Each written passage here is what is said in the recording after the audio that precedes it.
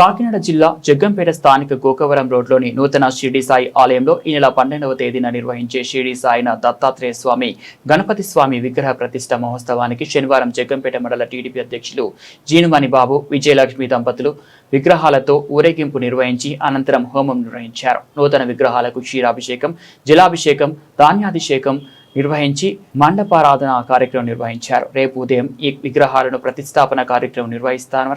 ఈ కార్యక్రమానికి జగ్గంపేట శాసనసభ్యులు జ్యోతుల నెహ్రూ, మణి దంపతులు, జ్యోతుల నవీన్, లక్ష్మీదేవి హాజరవుతారు అని ఆలయ కమిటీ వారు తెలియజేశారు. రేపు భారీ అన్న సమారాధన కార్యక్రమం ఈ ఆలయం వద్ద నిర్వహించేందుకు అన్ని ఏర్పాట్లు చేస్తున్నారు.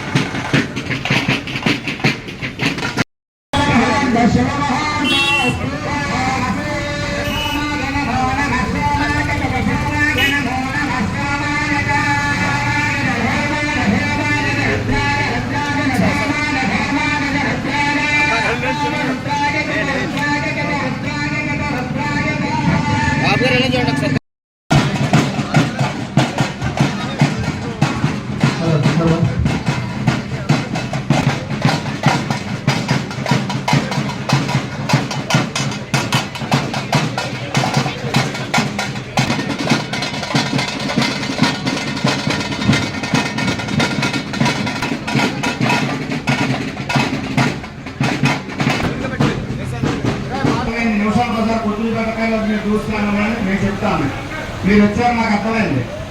నాకు నాలంతా పర్లేదు, మంత్రం ప్రధాన నామక్కలు మీరు అలా కూర్చొని నమస్కారం చేసుకొని మీకు పుణ్యం వస్తుంది.